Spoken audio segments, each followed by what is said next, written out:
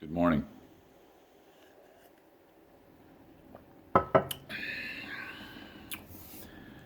You know, whether I like it or not,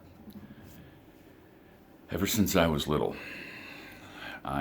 always been a keen observer of things. You know, some of my personality traits, or I guess really it's a gift, is that I have a very good memory for things.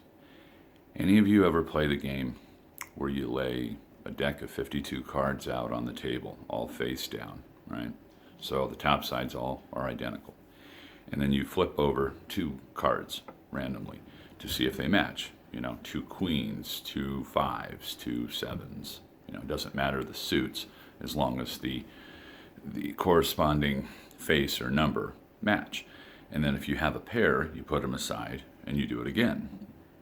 And then if you don't get a match, you turn them back over and leave them in their respective spots, and then it's the next person's turn.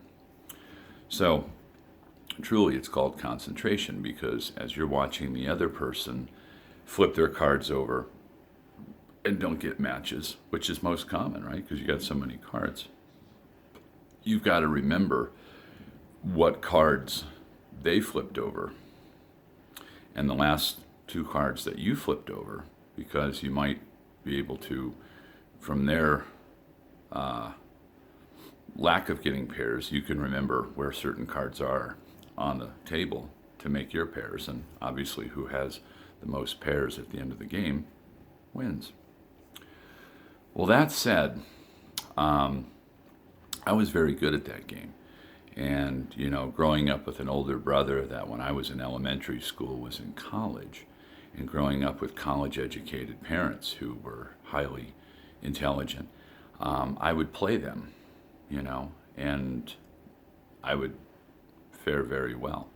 And I could tell that they were trying. They weren't just, you know, going through the motions to let me win and, oh, good for him. He, you know, no. I really stymied them, you know.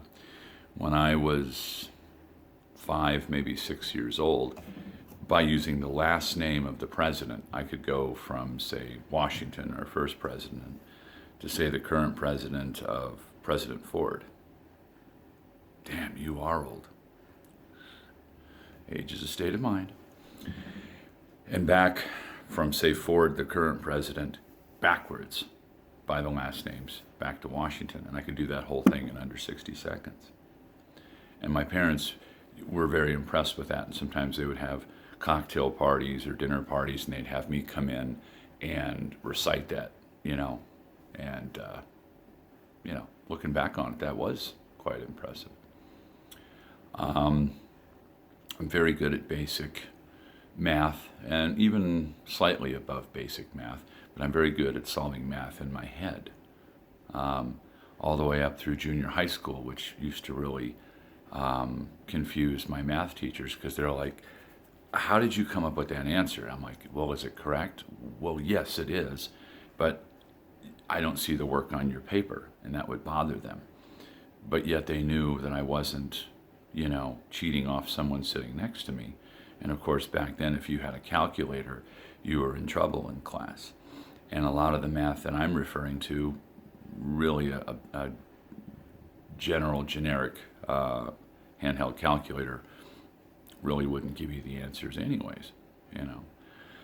So I look at those as gifts. I don't look at those as something that's bad or a punishment or something that's evil or something that should be lost and forgotten, you know, or given to the goodwill. Not at all. But those were some of the gifts that I had, and I still do have, you know. I sometimes say tongue-in-cheekly that, you know, I have a statistician's brain. I do. I have a very good mind for numbers and dates and statistical facts, you know, and history and just, you know, it's pretty vast. And I'm not embarrassed to have that. No, you know. I mean, if you're wanting to do Trivial Pursuit with someone, I can hold my own, you know, and in certain areas I can hold my own even more. So if someone came to me, you know, back before, you know, you could just Google something, you know, hey Scott, you know, who led the league in this, or when did this album come out, or how would you solve this math problem, or how, you know, what's this on a car or whatever, usually I'd have the answer. And I think that's cool, you know. Some people would treasure that in me. Other people would, I think, in some ways take offense, you know, because they don't have that gift. Well, I meet people all the time that have gifts that I don't have, and I'm enamored by it. I'm fascinated by it. I think that's one of the beauties about each other that truly makes us, you know, the term individual. You know, that's the beauty, that all of us have gifts. You know, we know children that have autism have unexplainable gifts for eye of detail and math and memory, and problem solving that dumbfound some of the most intelligent men and women on the planet with all their PhDs, you know, and it's fascinating. But in other ways, in other developmental ways, they don't move at the same speed most of us do. But still, they have gifts. They're bringing something to the table. And that's one of the things that I always look for in people is, what is it that they bring to the table? Or maybe they'll bring something to the table and they're not aware of it. But I am. And I like to point that out to them. Not to embarrass them, but to promote them, to remind them that they do have something special to offer, and that it's not a negative. It's very much a positive in a lot of cases, you know. And I think that's a healthy way to be towards someone. You know, promote their strengths, don't focus on their weaknesses. But I look at people today, you know, and it's like most people, to me, the way I interpret things and how I see the world. I'm sure you all know what the term a poker face is, right? Just no variation in emotion, kind of stoic. Matthias, relax. I think he sees some birds outside. Hey kid, what are you doing? You know, I don't see the body Englishes that I once did, especially dealing with women. You know, once upon a time, I could kind of pick up on some things that if a woman found me interesting or attractive, right? Nowadays, she may think I'm the cutest guy she's ever seen, but she looks at me like I'm the paper boy who keeps throwing the newspaper on the lawn right near the sprinklers, right? Tired of the soggy newspaper. But turns out, deep down inside, she's like, either I want to tear your clothes off, or I want to marry you, or I want to get to know you, but you'd never know it. So what I'm seeing with people today is just real masking of their personalities and masking of their abilities. And it's very difficult to get to know people now. I think people are very guarded, untrusting, some fringing on the paranoid. And I think a lot of that is stemmed from, you know, social medias and the news and, you know, bad advice from, you know, maybe their constituency. And everyone's kind of living in a mistrusting, keeping everything at an arm's length world.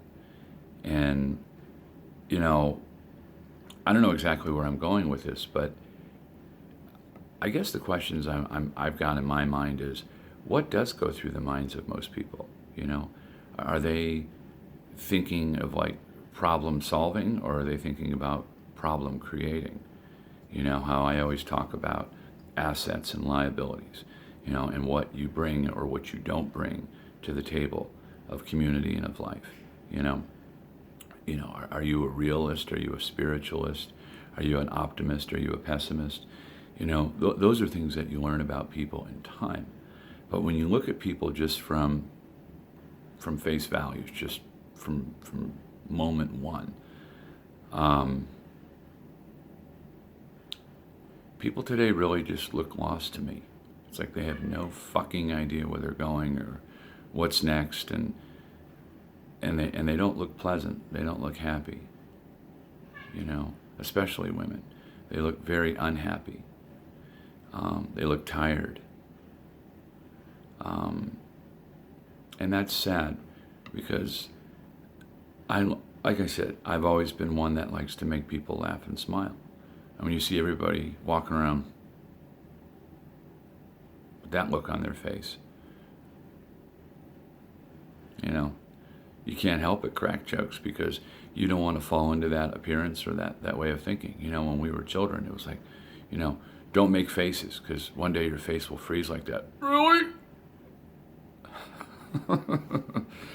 Well, I never held a face that long. But I think you catch my point. So I really do wonder, you know, what are people thinking? What is the kind of bottom line consensus of daily existence? You know, where are we as people? And I don't think we should all be in one place. No. But I think a lot of us are. And it's not a bright place. I think it's kind of a dark place. And you talking to the birds, Matthias? He likes to talk to the birds. I do too, but that's off the record. But I don't know. What are your feelings? What are you thinking about people? And what are you thinking they're thinking? You know, it's just, where are people? You know, to me, it's just getting harder and harder and harder to figure out, you know, what's really going on in people's heads. You guys get the same thoughts? Or is it just me when there's nothing on Netflix? Have a good day.